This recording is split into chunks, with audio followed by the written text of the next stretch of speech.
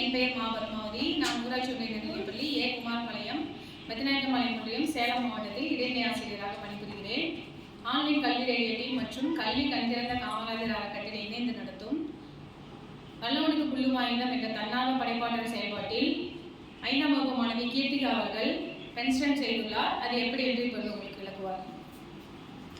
வணக்கம், என் பெயர் சே கீர்த்திகா. நான் 5ஆம் வகுப்பு படிக்கின்றேன். ஊராட்சி ஒன்றிய நடுநிலைப்பள்ளி ஏ குமாரபாளையம் பெத்தநாயக்கம்பாளையம் ஒன்றியம் சேலம் மாவட்டம். நான் பென்ஸ்டன் செய்துள்ளேன். இதற்கு தேவையான பொருள் ஜிகனா பேப்பர், ஸ்ட்ரா, வீட்டில் வேஸ்டாக கிடந்த டப்பா,